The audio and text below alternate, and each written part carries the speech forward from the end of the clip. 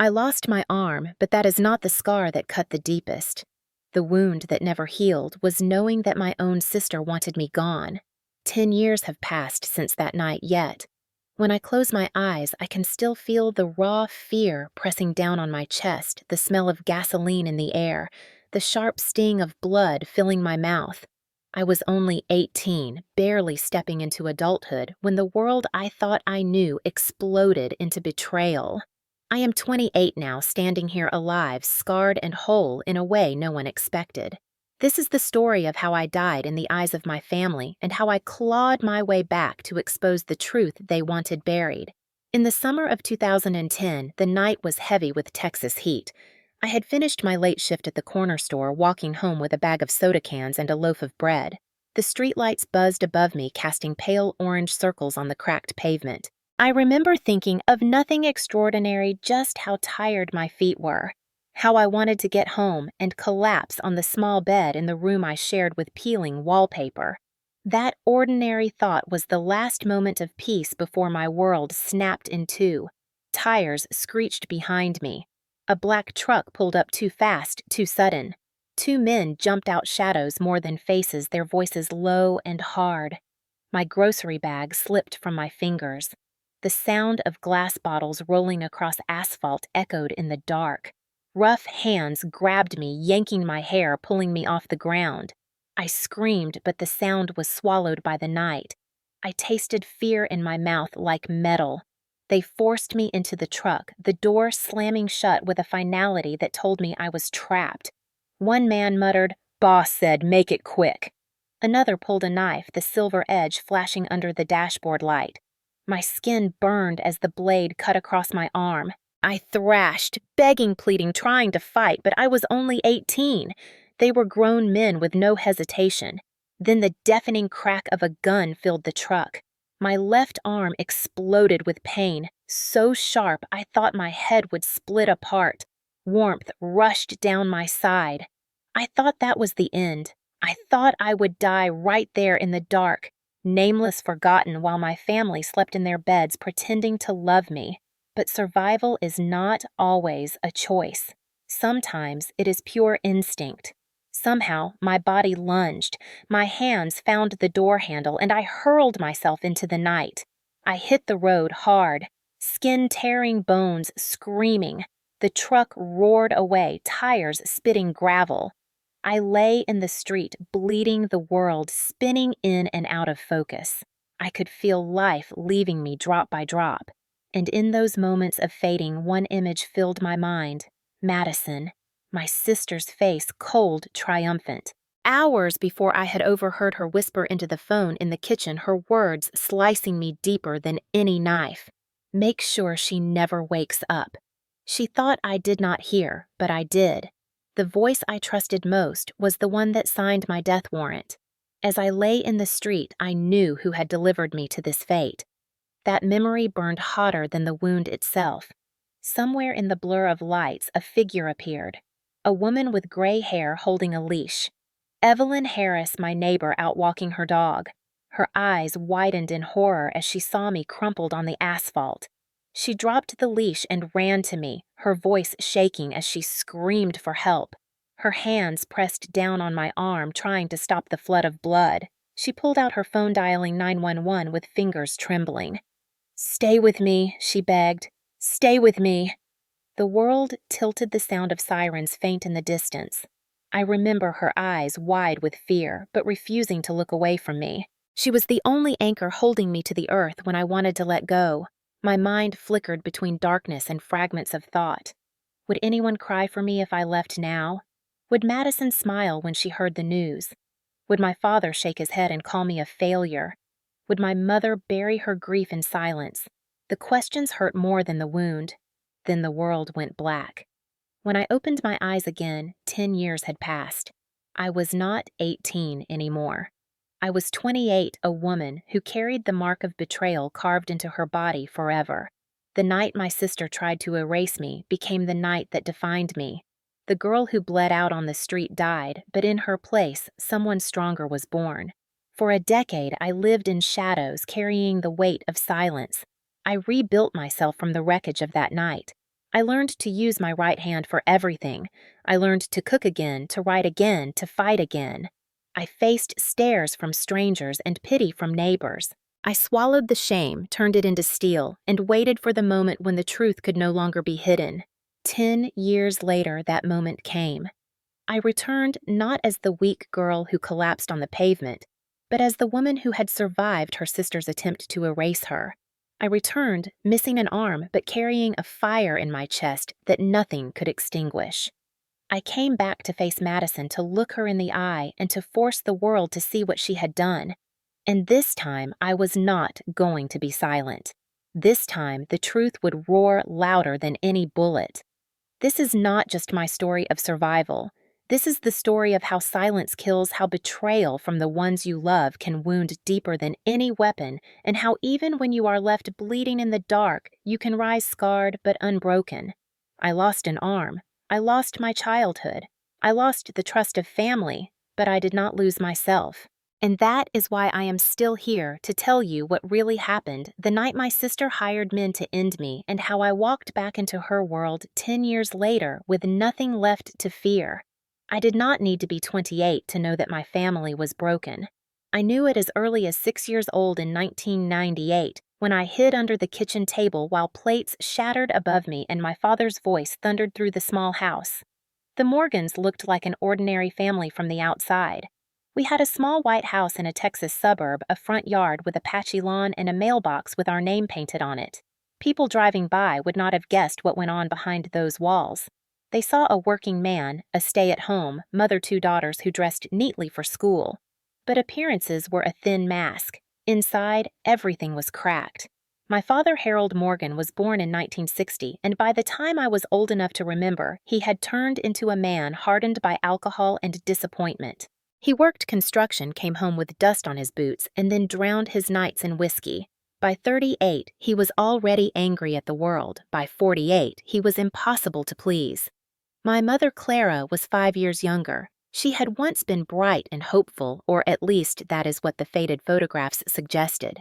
By the time I was 10, she moved like a shadow through the house, always careful not to speak too loud, always watching my father's temper like a ticking clock. Then there was Madison. She was 2 years older than me, born in 1990, and in my father's eyes, she could do no wrong. When Madison was 8 and I was 6, she got a birthday party with balloons and cake. I got a single candle stuck into a plain cupcake. When Madison brought home a drawing from school, it was taped to the fridge for weeks. When I did the same, my father barely glanced at it.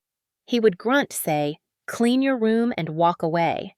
That pattern repeated itself in 1,000 small ways. She was the chosen one. I was the burden. At first, I thought if I worked harder, if I behaved better, maybe I could win a place in his heart. But no matter how many chores I did, how many grades I brought home, I remained invisible. My earliest memory of fear is sitting at the dinner table watching my father's jaw tighten as my mother placed a plate of overcooked meatloaf in front of him. He slammed his fist down the silverware, rattling his voice exploding. "Can't you do anything right?" My mother flinched but said nothing. Madison giggled nervously, trying to lighten the mood. I stayed silent, too afraid to breathe. That silence became my survival strategy. When neighbors walked by in the evening, they might have heard muffled yelling, the occasional crash of a bottle, but no one came to check. In our neighborhood, people minded their own business. Evelyn Harris, who lived 3 doors down, once looked at me with pity when she saw the bruise on my arm. I shrugged it off, told her I had fallen off my bike. Even at 8 years old, I knew not to tell the truth. At school, teachers noticed I was quiet, too quiet. While Madison was loud, charming, and full of confidence, I sat in the back of the classroom scribbling in notebooks, avoiding attention. When Madison mocked me in the hallways, calling me Shadow Girl, other kids laughed along because they admired her. By middle school, the pattern was set. Madison was the bright star, the cheerleader, the favorite. I was the one who stayed late after class cleaning chalkboards to avoid going home too early. The toxic atmosphere at home shaped every part of me. My father's outbursts were like storms. Sometimes they came with fists slamming on the table, sometimes with the back of his hand across my mother's cheek. When it was me, it was a shove, a grab too hard on the arm, a slap that left my ears ringing. He never left marks where teachers could see, but I always knew where the pain sat. My mother's response was always the same. "Don't provoke him, Becca. Keep your head down." Those words carved me into silence. Madison, however, learned something else. She learned that siding with him gave her power. She mimicked his tone, his cruelty, using it on me when he was not around. She would tell me I was worthless, that no one would ever love me, that I should be grateful she let me sit at the same table. Sometimes she whispered it like a joke. Sometimes she shouted it with glee. She enjoyed seeing me flinch. As we grew into our teens, the gap widened. By 14, she was dating older boys, admired by neighbors invited to parties. By 12, I was invisible, spending nights in my room reading library books, dreaming of a different life. I did the laundry, I vacuumed the floors, I cooked when my mother was too exhausted. When Madison had friends over, she ordered me around like a servant. "Becca, bring a soda. Becca, clean this up. Becca, get out of sight." I obeyed because fighting back only brought more punishment from my father. The house smelled of stale beer most nights, and the TV blared late into the dark. Sometimes I lay awake listening to my mother crying in the kitchen. Her sobs muffled her body, bent under the weight of silence. I wanted to go to her to tell her we could run away, but I was a child. Where would we go? Who would believe us? Childhood should have been about bike rides and birthday parties, but mine was about survival. I learned how to read my father's footsteps, how to gauge his mood by the way he opened the door. I learned how to shrink myself small enough to escape notice. That is what it means to grow up in a toxic family. You become an expert in fear. And yet, there were moments brief and fragile when I felt something close to normal. My mother sometimes baked cornbread on Sundays, humming quietly as if remembering who she used to be. Once, when I was 12, she smiled at me across the table, pride flickering in her eyes as I showed her my report card. But the pride vanished the moment my father stormed in cursing about bills. That flicker of love was always drowned out by his rage. Madison used those rare moments too, twisting them. If my mother praised me, Madison rolled her eyes and said, "Don't waste your breath. She's nothing." And my father would agree. Those words became chains. By 16 in 2008, I realized silence was not just survival, but identity. I stopped asking for attention, stopped expecting love. I poured my energy into small escapes books, drawing, writing, and secret notebooks. But even then, Madison found ways to break me. She stole my diary once, read it aloud to her friends, laughing at my dreams of becoming a teacher, mocking my fear of our father. My cheeks burned as she recited my secrets. My father laughed too, called me pathetic. That night, I cried myself to sleep, vowing never to trust her again. Looking back now, those years built the foundation for what came later. When the night of 2010 arrived, when Madison finally acted on the hatred she had sharpened for years, I should not have been surprised. She had been rehearsing for that betrayal since childhood. My family taught me early that love could twist into control, that silence could become its own form of violence, and that the ones closest to you could be the ones who carve you deepest. By the time I turned 18, I was already carrying scars no one could see. The physical wound that came later, the loss of my arm, was only the final confirmation of what I had always known in my family: I was never meant to survive whole. The summer of 2010 should have been a turning point in my life for all the right reasons. I had just graduated high school at 18, working late shifts at a corner store to save money for community college. My classmates were planning dorm room decorations, road trips, and new beginnings. I was simply trying to imagine a future where I could pay tuition and escape the suffocating grip of my family's house. On the night it happened, the air in Texas felt thick, as if the heat itself was warning me. I remember stepping out of the store after a long evening, the fluorescent lights flickering above me as I locked the door and tucked my small paycheck into my pocket. The bag I carried was filled with cheap groceries, a loaf of bread, some soda, and instant noodles. Nothing that mattered, yet those items would become markers of memory frozen in my mind. The streets were quiet, only the distant hum of cicadas and the occasional bark of a dog in the distance. My sneakers slapped against the pavement as I turned down the narrow road toward home. I thought about college, about maybe studying nursing like my mother had once dreamed before life crushed it out of her. I thought about leaving Texas behind. Those thoughts were still in my head when the sound of screeching tires shattered the night. A black truck lurched into view, headlights slicing the darkness. My stomach dropped. Something in me knew before it happened. I froze for a split second, clutching the bag tighter. Then, doors slammed. Two men stepped out.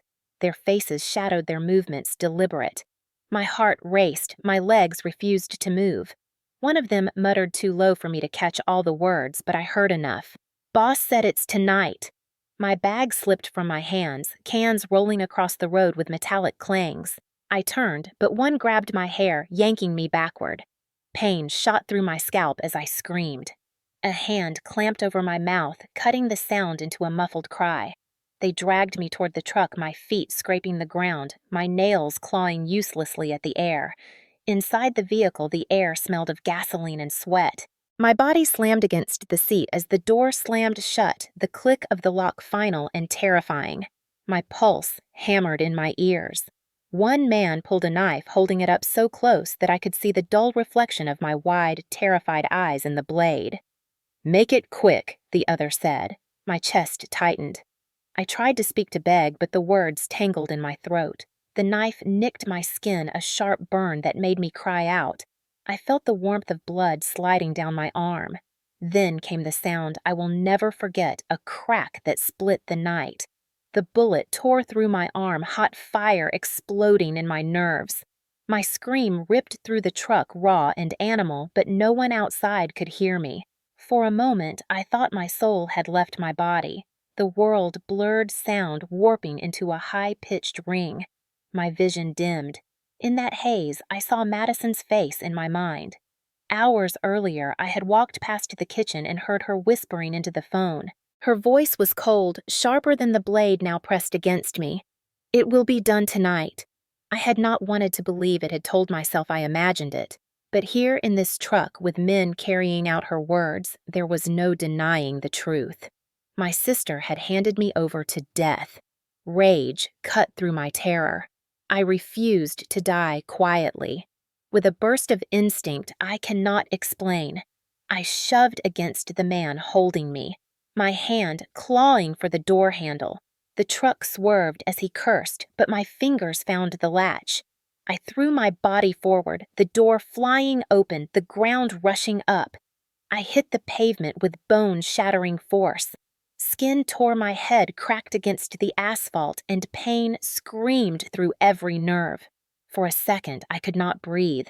The truck skidded, then roared off into the night, its taillights shrinking into darkness, leaving me behind like discarded trash. Blood pooled around me, warm and relentless. My arm was shredded, my body trembling uncontrollably. I tried to scream, but only a broken sound escaped. I was alone on that road, 18 years old, abandoned by the family that should have protected me. I could feel life slipping away, every breath shorter, every heartbeat weaker. I thought so, this is how it ends. Then a shape appeared in the distance. A figure with silver hair walking a small dog, Evelyn Harris. She froze when she saw me sprawled in the street groceries, scattered like remnants of a forgotten life. Her eyes widened in horror. She dropped the leash, rushing toward me. "Oh, God! Rebecca!" she cried, her voice breaking. She knelt beside me, her hands shaking as she pressed against the wound, her palms quickly stained red. "Stay with me. Do you hear me? Stay." Her voice pierced the haze, pulling me under. She fumbled with her phone, dialing 911, her words trembling but fierce. "A girl's been attacked. She's bleeding out. Send help now." I clung to her voice like a lifeline. The world spun, but I held on to the sound of her urgent pleas. I tried to whisper to tell her who had sent them, but the words stuck in my throat. The last thing I saw before darkness claimed me was her face, leaning close, desperate and determined, and the faint glow of blue and red lights flickering on the horizon. That night, I lost more than blood. I lost trust, innocence, the fragile illusion that family meant safety.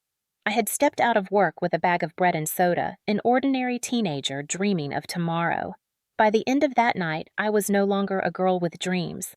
I was a body on the road, broken, marked forever.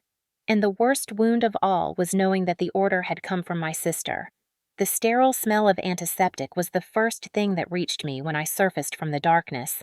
My eyes fluttered open against a blinding white light. For a moment, I could not place myself. I thought perhaps I had died and this was some threshold, a cold in-between place where pain still lingered. But then I heard the beeping of machines, the shuffle of shoes on linoleum, the faint hum of voices echoing down a hallway. I was alive. I lay in a hospital bed in Texas in the summer of 2010, tubes in my arms, a monitor steady above me. The moment I tried to shift fire tore through my left side. I looked down, blinking until the haze cleared, and saw what was left of me. My left arm was gone. Bandages wrapped tight where it had been, the outline sharp against the sheet. My stomach dropped as if I were falling. I remember gasping a sound so raw the nurse who had been adjusting my IV rushed to my side. Her voice was soft, but her words felt like a hammer. "You lost your arm, Rebecca. We had no choice. The damage was too severe." I screamed. The sound ripped through my chest, clawing out of me until I was hoarse. I sobbed until my body ached, trying to wake from a nightmare that would not let me go. Every second confirmed it was real. My arm was gone. My future was gone. I was only 18. I pressed my head into the pillow, tears soaking the fabric, whispering, "Why?" over and over like a prayer no one answered. The door creaked open hours later. My father was the first to enter. Harold Morgan, 50 years old, his face carved with lines not of wisdom but of bitterness. He stood at the foot of the bed, arms crossed, his gaze sharp with disgust rather than concern. He did not ask how I was. He did not touch me. His words landed like blows. "You brought this on yourself. Hanging around the wrong people, always causing trouble. Now look at you. Broken." His voice was low, almost a growl. Each word cut deeper than the stitches in my skin. I wanted him to be wrong. I wanted him to tell me it was not my fault. Instead, he condemned me when I was already drowning. My mother slipped in behind him, her presence like a shadow. Clara was 45, then her shoulders stooped as if carrying decades of silence. She gasped when she saw me, her hand flying to her mouth. Tears filled her eyes, but she said nothing to him, nothing to defend me. She reached for my hand, her touch trembling, weak, almost apologetic. She whispered, "I'm sorry," over and over, but her voice carried no power. She could not protect me. She never had. And then Madison appeared. My sister stood in the doorway with a carefully composed expression, her eyes wide with feigned worry. She was 20, the golden daughter still untouched by consequence. She walked to my bedside, her footsteps light, her voice dripping with false sweetness. "Oh, Becca, you poor thing. You have to be strong now. We'll get through this together." She even brushed hair from my forehead, the gesture of a caring sister. I wanted to rip her hand away, to scream that I knew. I knew it had been her. I had heard her voice on the phone. I had seen the cold satisfaction in her eyes before, but I had no proof. Only memory, only instinct. If I accused her now, my father would laugh, call me delusional. My mother would look away. Madison would smile and deny it. So I swallowed my fury, choking on it, letting it burn inside me. The doctors came and went, explaining what life would look like now. Physical therapy. A prosthetic maybe, but nothing would bring my arm back. Each explanation felt like another wall closing in. Friends from school sent flowers, but most did not visit. They did not know what to say to the girl who had been mutilated by the shadows of her own family. Nights in that hospital stretched long. Machines beeped, nurses whispered, and I stared at the ceiling, wondering if I should have died in the street. It felt easier than facing the years ahead like this. My body ached, my spirit cracked. When the pain medications dulled my mind, I dreamed of running, of being whole again. When I woke, the reality pressed down like a weight too heavy to move.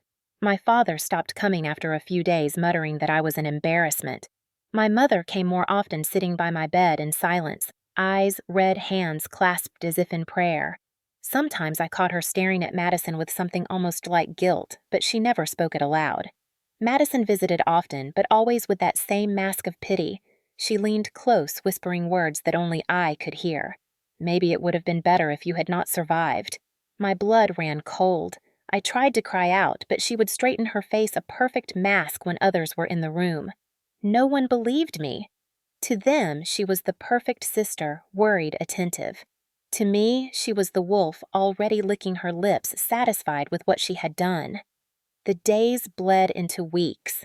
I learned to sit up, to move with one arm, to swallow food without breaking into tears. The physical scars were healing, but the invisible ones spread deeper every day. Each time I caught sight of the bandages, each time I heard my father's cruel words echoing, I felt smaller. I asked myself how a family could destroy one of their own. I asked how blood could mean so little. My answer was in the silence of the people around me. It meant nothing at all. By the time they discharged me, the girl who walked into that hospital was gone. The person who left was hollowed out, missing more than an arm. Missing trust, missing safety, missing hope. I stepped into the sunlight, the weight of bandages still heavy, and I knew my life had split into two eras, before that night and after. Leaving the hospital should have felt like freedom, but it felt more like exile. I walked out with one arm a bag of pain medication and no sense of where I belonged. The Texas sun was hot against my face that day in 2010, yet I shivered inside. My father had not even bothered to drive me home. He muttered something about work and disappeared. My mother came, of course, but she drove in silence, her eyes fixed on the road, her knuckles white on the steering wheel. Madison rode along in the back seat, scrolling through her phone, occasionally glancing at me with a smile too tight to be sincere. The silence in that car told me everything. I was on my own. Within weeks, I made a decision. If I stayed in that house in that town, I would not survive. So I packed what little I owned into a duffel bag, a few clothes, the notebooks where I had scribbled my dreams, and the old photo of me and my mother before the world hardened her face. I took the bus to Dallas, watching the flat Texas landscape blur past the window. I told no one my plans. I left behind the house where my sister plotted my death, and I told myself I would never look back. Dallas was not welcoming at first. The city was big, loud, and indifferent. I rented a small apartment in a complex with peeling paint and neighbors who mostly kept to themselves. My unit had one bedroom, a broken stove, and walls thin enough to hear the man upstairs practicing guitar late into the night. Still, it was mine. It was the first place I had ever closed a door and felt the space belonged to me. Money was a problem from the start. I had no college fund, no safety net. So I found work at a sewing factory, a small place that took pity on me when I showed up trembling and desperate for a job.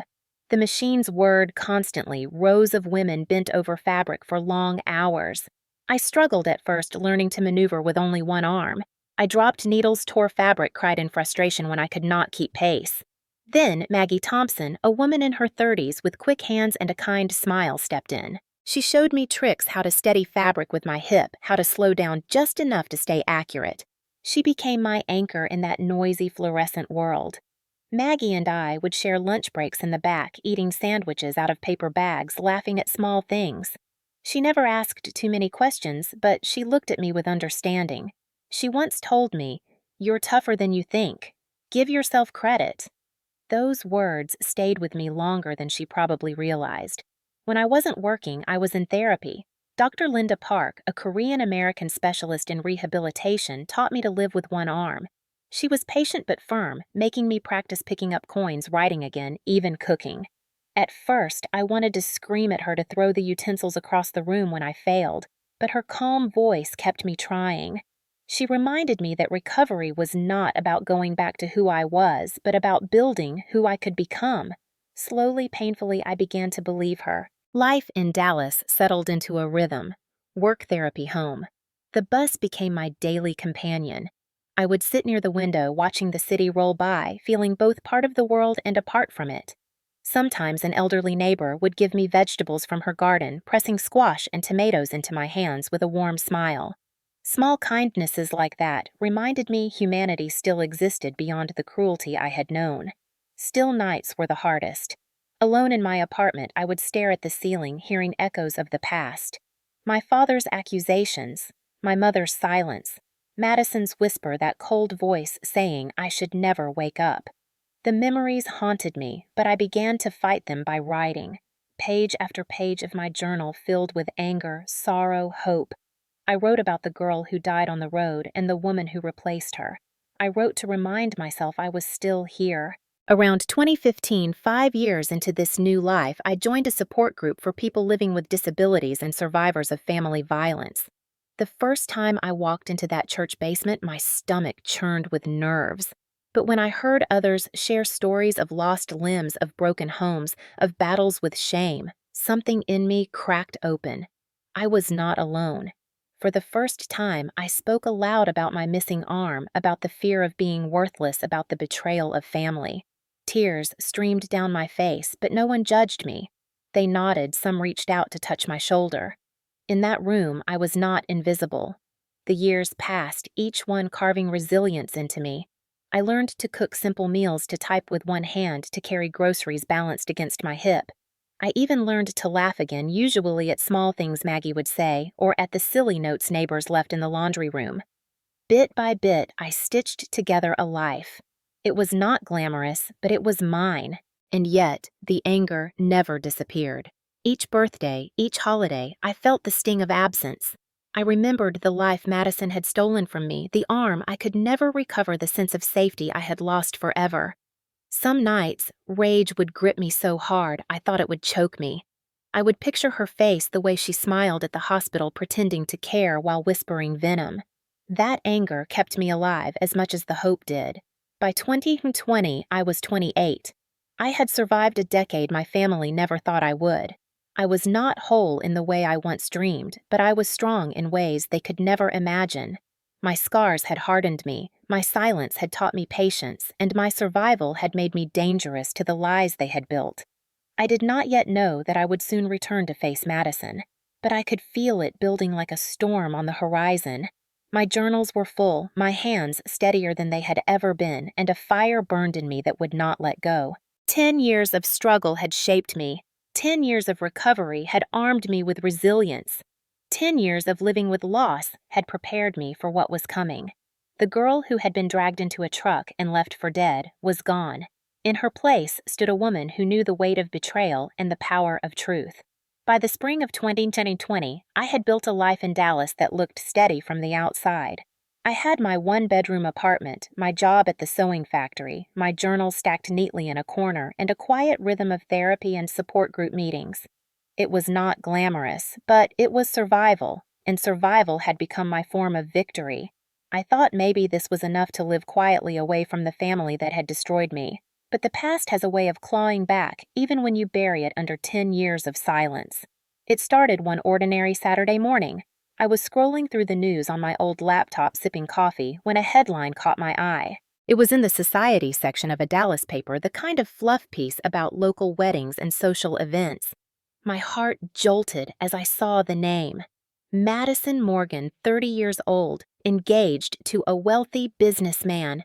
The article showed photos of her smiling in a designer dress, the caption calling her a rising star in philanthropy. My stomach twisted. There she was, shining under the lights, celebrated, adored her face, the picture of elegance. And there I was, scarred, forgotten, written out of the story. The rage that surged through me was like a tidal wave. I slammed the laptop shut, my chest heaving. 10 years earlier, she had paid for my disappearance, and now she was being praised as a woman of grace. I could not breathe under the weight of it. That night, I barely slept. Every time I closed my eyes, I saw her face in the hospital pretending to care, whispering that maybe it would have been better if I had not survived. The more I thought about her smiling on the front page, the more the anger solidified into something sharper resolve. I knew I could not confront her without proof. My word against hers would crumble just like it had when I was 18. For days, I racked my brain for what could still exist after all this time. And then I thought of Evelyn Harris. She had been the only person that night to see me lying on the road, the only one to run to me to fight for me. I had not seen her since that night, but I knew she was still in that same neighborhood. The idea took root in me and would not let go. One humid afternoon, I boarded a bus heading back toward the town I had fled. My heart pounded with each mile closer, the memories pressing harder against my chest. When I stepped off near my old street, everything felt smaller than I remembered. The houses were the same, but older paint-peeling yards less kept. I walked past my childhood home, the windows dark, the yard unkempt. I did not linger. Instead, I headed toward Evelyn's house, the little brick home with the green shutters. I knocked on the door with a trembling hand. For a moment, I thought she might not be there, that time had stolen her away. But then the door creaked open, and there she was, older, her hair whiter, her back slightly stooped. She blinked at me, then gasped, "Rebecca!" Her voice shook as she reached for my good arm. "I never thought I'd see you again." We sat in her living room, the air filled with the faint scent of lavender. She listened as I told her about Dallas, about the years of silence, about seeing Madison's face in the newspaper. Evelyn's eyes filled with sadness, but also something else, a quiet determination. She stood slowly, walked to an old cabinet, and pulled out a wooden box. Her hands trembled as she set it on the table. From inside, she drew a folded piece of paper, its edges yellowed with age. "I wrote this the night it happened," she said softly. "I didn't know what else to do. I saw Madison in the alley. I saw her with two men I had never seen before. I heard her say it would be done tonight. I was too afraid to tell the police, but I couldn't let myself forget. So I wrote it all down." She placed the letter in my hand. The paper shook as I unfolded it. Her neat handwriting filled the page, describing the scene exactly as I had remembered it. The alley, the men, Madison's words. It was not a recording, not hard evidence, but it was testimony. It was memory captured in ink, preserved by someone who had no reason to lie. Tears blurred my vision as I looked at her. "Why didn't you say anything before I asked?" Evelyn's voice cracked. "I was scared, Rebecca. Your father was powerful in his way, and your sister, she was dangerous even then.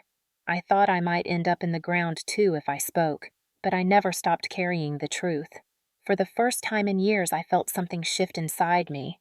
This letter was more than paper. It was a key, a way to unlock the silence that had caged me for a decade." I hugged Evelyn, thanking her over and over. She held me close, whispering, "Go finish what should have been finished long ago." The next step terrified me.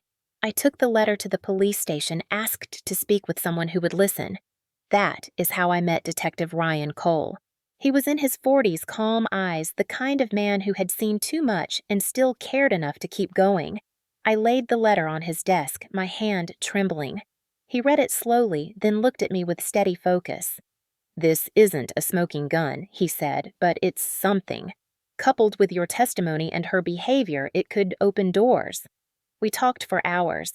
He asked questions about the night, about Madison, about my years since. He did not dismiss me the way others had. He leaned back in his chair finally and said, "If you're willing to step into the fire, I'll walk with you." For the first time in a long time, I felt like I wasn't alone. I left the station clutching the copy of Evelyn's letter, my heart pounding not with fear, but with anticipation. The decision was made. I could not live the rest of my life pretending half of me had never existed. Pretending the truth did not matter. Madison had stolen enough from me. It was time for the world to see her for who she truly was. That night back in my apartment in Dallas, I pulled out my journal. I wrote a single sentence in bold letters across the page: "I will not be silent anymore." Then I packed a small bag the same way I had done 10 years earlier when I fled. But this time, I was not running away.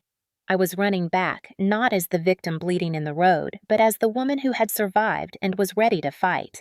The night of Madison's engagement party was warm, the kind of autumn evening where the Texas air held a crispness that hinted at cooler days ahead. The venue was a downtown hotel, all glass chandeliers and polished marble floors. I arrived in a black dress that draped over my body like armor. My prosthetic arm gleamed faintly under the lights, not hidden, but revealed a symbol of the truth I carried with me. As I stood at the entrance, I felt the weight of every eye turning in my direction. 10 years had passed since anyone in my family or their circle of friends had seen me. To them, I had been a ghost erased, whispered about, but never acknowledged. Now I was flesh and blood walking into their celebration, like a storm they could not avoid. The music played softly from a grand piano in the corner. Glasses clinked, laughter swirled through the room. Madison was radiant, standing at the center of attention in a silver gown that shimmered under the lights. Her fiancé, a tall man with broad shoulders, had his hand around her waist. She was glowing with the image of success, and for a moment I could see the confusion in her eyes as she spotted me across the room. The smile on her lips faltered. The color drained from her face. I walked slowly, each step deliberate as conversations hushed. Murmurs rippled through the guests. Is that Rebecca? But I thought she was...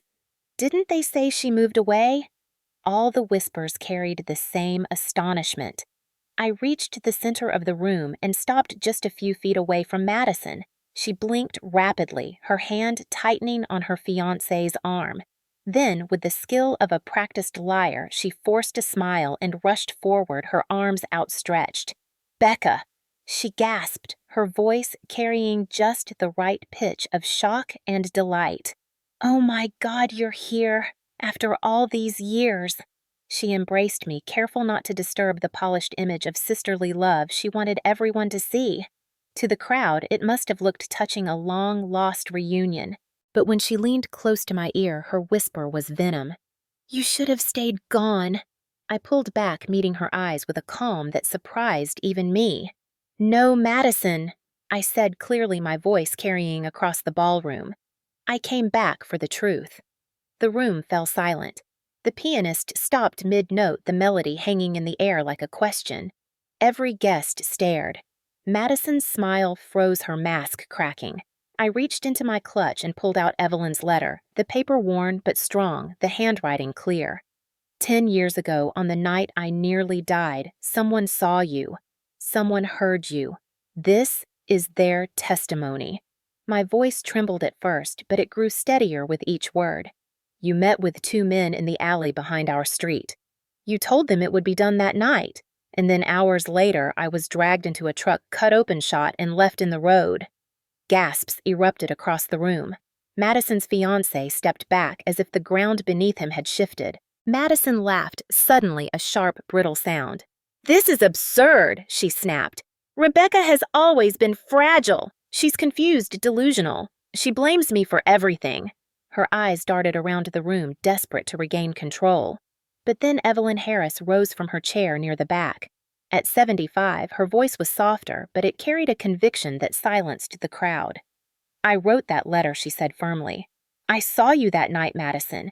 I saw you with those men. I heard your words, and I have carried that truth for 10 years. She walked slowly toward us, her steps unsteady but her eyes steady as steel. I was too afraid to speak then, but I will not be silent tonight. The crowd erupted in shocked murmurs. Some covered their mouths, others shook their heads in disbelief. Madison's face twisted, her carefully crafted image collapsing. She's lying, she shrieked. She's an old woman confused, but the panic in her voice betrayed her. I stepped closer, my words sharp enough to cut through her denials. You tried to erase me, Madison. You wanted me gone because I reminded you of everything you hated, but I am still here, and the world will finally see you for who you are. Detective Ryan Cole, who had been waiting in the wings, moved forward then. He held up a badge, his voice calm and authoritative. Madison Morgan, you are under investigation for conspiracy to commit murder. You will need to come with us. The sight of him, the weight of official presence, shifted the atmosphere from gossip to gravity. Madison's composure shattered. She lunged toward me, her face twisted with fury. You ruined everything, she screamed. You were supposed to disappear. You've always been a curse in this family. Her fiancé recoiled. The crowd gasped, and in that moment her mask was gone completely. Every guest saw the venom, the rage, the truth she had hidden for years. Security rushed in, guiding her back as she flailed. Her voice carried through the ballroom, raw and ugly. She was nothing. She was never supposed to survive. The words hung heavy in the air, undeniable, sealing her fate. I stood frozen for a moment, my chest rising and falling as if I had run a marathon. The silence that followed was deafening. Then slowly, people began to look at me, not with pity, but with awe. They saw the scar, the prosthetic, the trembling woman who refused to stay erased. I felt tears burning in my eyes, but I held them back. This was not the moment for weakness. This was the moment I had been waiting for. Evelyn reached my side, slipping her hand into mine. "It's over," she whispered. I nodded, though my body still trembled. Madison was let out, her protests echoing down the hall. My father and mother stood on the other side of the room, pale and shaken. Harold's face was carved with rage, but for once it was not directed at me. Clara's tears spilled freely, her shoulders sagging under the weight of years of silence. The guests remained in stunned quiet. The glittering chandeliers, the elegant dresses, the polished marble floor, all of it now tainted by the truth revealed in its midst. The engagement party had become a courtroom, the celebration a stage for justice. And I, the girl who was supposed to vanish, had become the voice that could no longer be silenced. As I stood there breathing hard, I realized something important. I had not just confronted Madison. I had confronted the entire legacy of silence my family had built. I had torn open the wall of lies they had constructed brick by brick, and in the faces staring back at me, I saw the power of truth finally breaking free. The ballroom emptied slowly after Madison was escorted out, leaving behind a silence so thick it pressed against my ears. The chandeliers still glimmered above the tables, still decorated with flowers, but the illusion of celebration was shattered. Guests whispered in corners, their eyes darting between me, Evelyn, and the place where Madison had stood moments earlier. It felt like the room itself was holding its breath. Detective Ryan Cole remained steady at the center, his presence keeping chaos from swallowing the moment. He spoke calmly into his radio, giving instructions, then turned toward me. "You did well," he murmured quietly. "Her own words in front of this crowd will carry weight." I nodded, though my knees trembled. My heart still raced from the confrontation, the echo of Madison's screams ringing in my ears. She had exposed herself, her hatred pouring out for all to see. And yet I knew the fight was not over. Harold and Clara finally stepped forward. My father's face was flushed, his jaw tight. At 60 years old, he still carried himself with the authority of a man used to being feared. But tonight, his authority cracked. Guests looked at him not with respect, but with suspicion. His silence in the face of violence, his role in years of abuse could no longer hide in the shadows. Clara clutched his arm, her eyes swollen with tears. She looked at me with a mixture of sorrow and shame, as if begging forgiveness she knew she did not deserve. "Rebecca," my father said gruffly, his voice louder than necessary. "This has gone too far. You're tearing this family apart." His words were not of concern, not of reconciliation, but of control, the same control he had wielded my whole life. I felt a strange calm as I answered. "No, Father. Madison tore this family apart the night she tried to kill me. I'm just telling the truth you tried to bury." Murmurs rippled through the crowd. People nodded, whispering. For once, they saw him for who he really was. Clara reached toward me, her hand trembling. "Becca, I'm sorry," she whispered. "I should have spoken up years ago. I should have protected you." Her tears fell freely, her mascara streaking down her cheeks. My chest ached at the sight. Part of me longed for the mother I had needed all those years, the one who could have shielded me. But another part knew her silence had cost me more than words could mend. "You had 10 years, I said softly, my voice shaking. 10 years where I carried this alone. You chose silence. Tonight, I choose truth." Detective Cole cleared his throat, stepping closer. "Mrs. Morgan," he said, addressing Clara, but loud enough for the room to hear silence in the face of a crime, "does not erase responsibility. We'll need to speak with both of you." Harold bristled, his pride wounded, but Clara simply sagged against his arm, defeated. The weight of years of secrets settled over the guests. Some left quietly, unable to stomach the spectacle. Others stayed whispering about justice, about the hypocrisy they had witnessed. I caught fragments I always wondered about that night. No wonder she vanished. Madison was never as perfect as she pretended. The truth was spreading, already rippling outward like cracks in glass. Evelyn stood tall despite her age, her voice firm as she spoke again. "I watched Rebecca grow up in that house. I heard the yelling, I saw the bruises. I stayed silent too long. Tonight, I refuse to be silent any longer." She held her head high, her courage lighting a fire in the room. For years, she had carried the burden of what she saw. Now she laid it bare for all to witness. Madison's fiancé, still pale, finally spoke. "Is it true?" he asked, his voice tight with disbelief. She really tried to have you killed." His world was crumbling too, the future he thought he was building now, poisoned by the reality of the woman he planned to marry.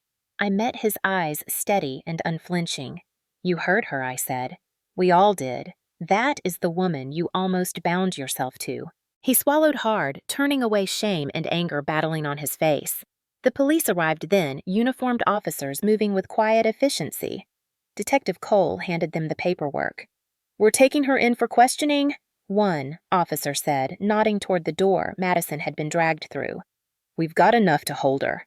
Relief surged through me, but it was bittersweet. 10 years of waiting had led to this, yet I knew it was only the beginning of a long road toward real justice. As the officers prepared to leave, Ryan turned back to me. "This will get messy," he warned gently. "She has resources. She'll fight, but you've pulled the curtain back and the world has seen." His words grounded me. For years I had feared no one would ever believe me. Now, in one explosive night, Madison had condemned herself with her own mouth. My father stepped forward again, his anger finally boiling over. "You think this makes you strong?" He spat, his voice loud enough to echo. "But you've disgraced us. You've dragged our name through the dirt." I met his glare, my own voice clear and unwavering. "You disgraced yourself when you chose silence. You disgraced us when you let your daughter plot against me." "I'm done carrying your shame." The crowd erupted in murmurs once more. Some clapped softly, others simply nodded. For the first time in my life, I was no longer the invisible daughter. I was the one holding the truth, and the truth was brighter than the chandelier lights above us. When Madison was finally escorted out of the hotel in handcuffs, her screams echoing down the marble hallway, the guests spilled out into the night. The air outside was cool, a sharp contrast to the heat of the confrontation. I stepped onto the steps of the hotel, the city lights glowing against the dark sky. Evelyn was beside me, her arm linked through mine, her presence steady. Detective Cole gave me a small nod before disappearing into the night with his team. I stood there breathing in the night air, my chest heavy but my spirit lighter than it had been in years. For a decade, I had lived with silence, with doubt, with the weight of a secret that nearly killed me. Now the world knew. Madison's mask had cracked. My father's control had faltered. My mother's silence had been exposed. The truth long buried had finally clawed its way to the surface. As I walked away from the hotel, the sound of sirens fading in the distance, I knew nothing would ever be the same. The girl who once lay bleeding on the asphalt had risen. She had spoken, and she had forced the world to listen. The fight was not over, but the silence was. The days after Madison's arrest unfolded like the slow unwrapping of a wound that had festered for too long. The news spread quickly, faster than I could have imagined. Local headlines blared with words that made my stomach twist. "Engagement party turns into scandal." "Madison Morgan investigated in decade-old attempted murder." Some articles called it shocking. Others called it tragic, but all of them had one thing in common. They spoke my name. For 10 years, I had been invisible. Now suddenly, I was at the center of every conversation. Reporters gathered outside the police station, cameras flashing, as Madison was led in wearing handcuffs. The silver dress that had sparkled under chandeliers was replaced with plain clothes, her face twisted with fury and fear. Clips of her screaming at me during the party replayed across news stations. Her words, "She was never supposed to survive," were dissected by anchors and commentators, each replay a fresh stab, but also a fresh confirmation of the truth I had carried alone. For the first time, people believed me. Co-workers at the factory pulled me aside, eyes wide with sympathy. Maggie hugged me tightly, whispering, "You were right all along. I'm so proud of you." Even strangers in my neighborhood nodded respectfully, some pressing small notes into my hand that said things like, "Stay strong and truth always wins." It felt surreal, like living in a story I had once scribbled in my journal but never thought would come true. The legal process began almost immediately. Detective Ryan Cole called me in for statements. Sitting across from him in that sterile office, I told the story once again: the truck, the knife, the gunshot, the voice I recognized as my sister's. I handed over Evelyn's letter, its paper fragile but powerful. Evelyn herself came in to testify, her voice steady as she confirmed every detail she had written a decade earlier. Her courage made me cry. She was 75 now, but stronger than anyone I had ever known. Madison's lawyers tried to spin it. They claimed Evelyn's memory was unreliable, that my trauma had clouded my recollection. They said there was no physical evidence linking her directly to the attack. But her outburst at the engagement party, recorded by half a dozen cell phones, became the turning point. The footage showed her screaming, confessing in her fury what she had tried so hard to hide. No lawyer could explain that away. Meanwhile, the ripples spread through the family. Harold, my father, was no longer feared. Neighbors who had once turned a blind eye began to whisper about his cruelty. Men he used to drink with avoided him at the bar. Women he used to intimidate at church stared him down in silence.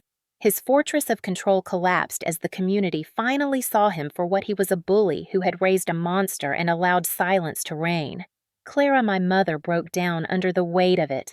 She wept constantly, her hands trembling as she tried to explain to anyone who would listen that she had only wanted to protect us, that her silence had been meant to keep us safe.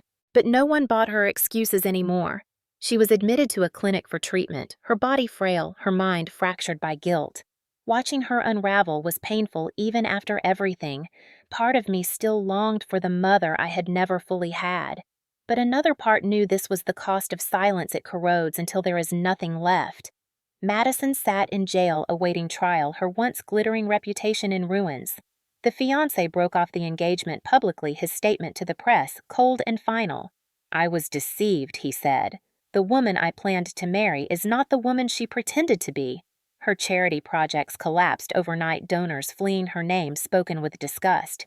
The sister who had tried to erase me was now the one erased from polite society. As for me, something shifted in those weeks. The community that had once ignored me now embraced me. The support group I attended in Dallas invited me to speak, to share my story with new members. I stood in front of a circle of strangers, my prosthetic arm visible, my voice trembling but strong, and I told them the truth. People cried. They lined up afterward to hug me, to thank me for speaking. For the first time, my pain became not just my burden, but a light for others. Reporters asked for interviews, but I chose carefully. I agreed to one with a local paper where I told my story not with sensationalism, but with honesty. The headline read, "She tried to silence me. I refused." Seeing those words printed made me weep. Not because I wanted fame, but because it meant my voice had finally broken through the walls built to contain it. The trial date was set, but even before the courtroom opened, the consequences had already landed. Madison was gone from her pedestal. Harold's reign of intimidation was finished. Clara's silence had cracked her, and I had survived. I had reclaimed my name. One evening, Maggie invited me to dinner at her house. She and her husband cooked barbecue in the backyard, her children running around with sparklers. I sat at the table, the warm glow of string lights above me, and realized I was smiling. Really smiling for the first time in years. When Maggie's youngest climbed onto my lap, giggling, I felt something I had thought lost forever: belonging. It was not the family I was born into, but it was the family I had found. The justice system was still grinding forward, but in my heart, I already felt the scales tipping. My sister was caged, my father disgraced, my mother broken, and me, the one they thought would never stand again, was rising. When people asked me what justice meant, I told them this. It is not just about handcuffs and courtrooms. It is about truth being louder than lies. It is about neighbors finally seeing what was always there. It is about looking at myself in the mirror, scars and all, and saying, "You are still here." They did not win, and for the first time in a decade, I believed it. The final months of 2020 unfolded like the closing chapters of a book I had been forced to carry for most of my life. Madison remained in custody awaiting trial. Her face no longer painted across society pages, but splashed on news reports under words like conspiracy and attempted murder. My father's voice, once so loud it drowned out everything else, was silenced by the shame of exposure. My mother's tears flowed freely in a clinic room where she was finally being treated for years of suppressed trauma. And I, Rebecca Morgan, stood in the open light for the first time, no longer a ghost, no longer erased. But the end of their power was not the true ending. The true ending was the beginning I finally claimed for myself. The first sign of real healing came in small ways. I began walking the streets of my Dallas neighborhood without lowering my head. The man upstairs still played his guitar late at night, but instead of annoying me, the sound became oddly comforting, a reminder of life continuing. Neighbors greeted me with warmth instead of whispers. Evelyn called every few days, her voice shaky but proud, reminding me that age had not weakened her courage. Maggie and her family drew me deeper into their circle, inviting me to Sunday dinners, where I learned to laugh again over messy plates of barbecue and cornbread. One afternoon, I stood in front of a community center in Dallas, staring at a flyer taped to the door. It read, "Survivor Stories Finding Strength Together." The organizer had asked me to speak. My first instinct was to say no, to shrink back into silence. But then I remembered that night in the ballroom, the moment Madison screamed the truth for everyone to hear, the moment my voice cut through decades of lies. I owed it not just to myself, but to everyone still living in shadows. So I said yes. The night of the event, I wore a simple blue dress and left my prosthetic uncovered.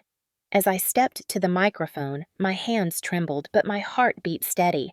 Dozens of faces looked up at me, women, men, even teenagers, each carrying their own silent battles. I took a breath and began.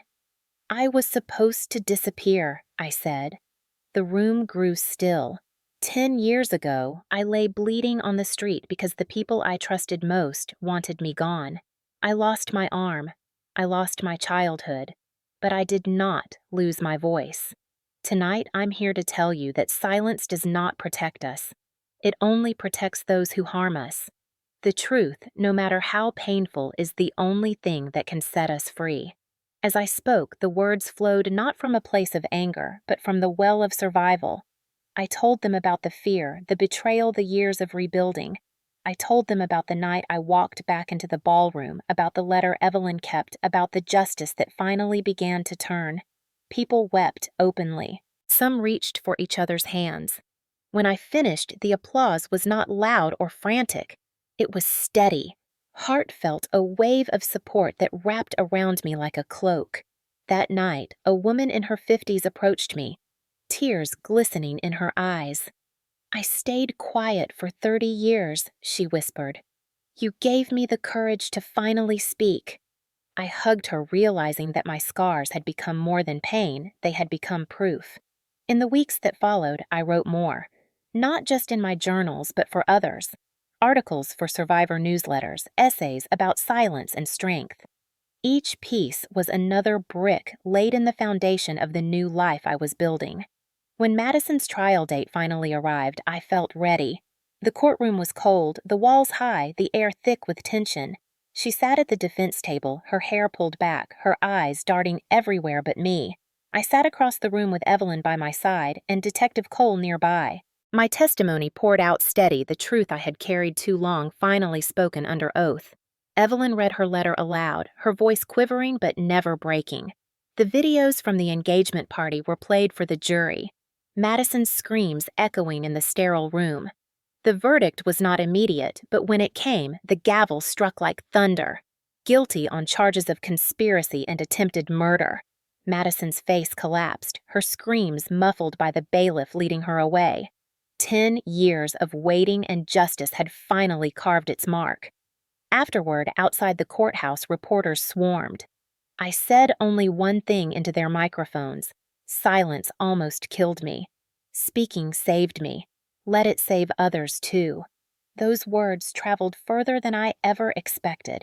Messages poured in from people across the country telling me I was not alone, that they, too, were breaking their silence. Life did not suddenly become easy. Trauma does not vanish with a verdict. There are still nights I wake gasping, hearing the screech of tires in my dreams. There are still moments when I glance at my missing arm and feel the old grief tug. But there is also something new: peace. Peace in knowing I fought back. Peace in knowing I turned my pain into power. One evening, months after the trial, I took my dog adopted from a shelter for a walk down the quiet streets of Dallas. The sun was setting, painting the sky in shades of orange and purple. Neighbors waved as I passed. Children rode bikes, their laughter echoing. For the first time, I felt a sense of home not tied to blood or the house where I had grown up, but to the community I had built, the life I had claimed. Later that week, I sat once more at the community center, this time not as a speaker, but as a listener. A young woman stood trembling at the microphone, telling her story for the first time. As she spoke, her eyes found mine, and I nodded, giving her the courage to continue. That is when I realized the true legacy of what I had endured. It was not about revenge, though justice mattered. It was not about destroying Madison, though she had destroyed herself. It was about breaking the silence so others would not be trapped in it. I am Rebecca Morgan. I am 28 years old. I lost my arm, but I found my voice. I lost my family, but I found a community that became my family. My scars remind me of the night I was supposed to disappear, but they also remind me that I am still here. If you are listening, if you are carrying secrets that choke you, let this be your sign. Silence is not safety. Truth is the only way forward. It might hurt. It might break you open, but it will also set you free. As I close this chapter, I want you to remember what I had to learn the hardest way possible. You are more than what was done to you. You are more than the silence forced on you. And even when the world tries to erase you, you can rise scarred but unbroken, carrying the truth that no one can take away. For 25 years, silence was the chain that bound me. For 10 years, anger was the fire that kept me alive. And now, standing here with my story laid bare, I finally understand what freedom feels like. It is not the absence of scars. It is not the promise that pain will never return. Freedom is the moment you choose to speak, even when your voice shakes, even when others tell you to stay quiet. Freedom is looking at the people who tried to erase you and saying, I am still here. If you have listened to my journey, then you already know it is not just about one family, one night, or one act of betrayal. It is about every person who has ever been told to keep quiet, every child who grew up believing they were less than every survivor who was made to feel invisible. My scars tell my story, but maybe they also tell yours. I want to ask you something. Where are you listening from tonight? Are you sitting in a quiet kitchen like the one I used to hide in as a child? Are you in a living room maybe with someone beside you who does not know the whole truth of what you carry? Or are you alone staring at a phone or a screen, feeling the weight of your own silence pressing down on your chest? If any of that is true, hear me now. You are not alone. Stories have the power to break walls. That is why I chose to share mine here raw and unpolished, with every twist and every scar visible. Because the truth is never neat. It is messy. It is painful. It is complicated. But it is the only way to heal. And I believe healing is possible for you, for me, for anyone willing to stop pretending and start speaking. If my story made you think of your own family, your own silences, or even your own scars, then I want to invite you to be part of this conversation. Comment below and tell me what part of this story stayed with you. Was it the betrayal? Was it the silence? Was it the moment the truth finally shattered the lies? Your voice matters here. Your story matters here. And I promise you, someone who reads your words will feel less alone because of them. I also want to ask for your support. Stories like mine are not easy to tell, and they are not easy to hear, but they are necessary. If this story moved you, take a moment to like this video. Share it with someone you care about, someone who might need to know they are not the only one walking through shadows. And if you want to hear more stories like this, real stories about loss, survival, truth, and the long road to justice, then subscribe to this channel and turn on notifications. That way, you will never miss the next story, the next voice that refuses to stay silent. Because at the end of the day, this is not just about me. This is about us. About building a space where silence no longer wins, where truth is honored, where scars are not hidden but carried as proof of survival. I may have lost an arm, but I gained something greater. The certainty that my life is mine to claim, my story is mine to tell, and no one, not my sister, not my father, not even the years of silence can take that away again. So I leave you with this thought. When you look in the mirror tomorrow morning, what will you see? Will you see only the scars, the pain, the things that were stolen from you? Or will you see the survivor staring back, the one who is still standing, still breathing, still capable of writing the next chapter? You are more than what was done to you. You are more than the silence that was forced on you. And if you ever doubt that, remember my story. Remember that even when your own family tries to erase you, the truth can still rise. Thank you for listening. Thank you for standing with me, and thank you for helping me prove that silence never wins in the end.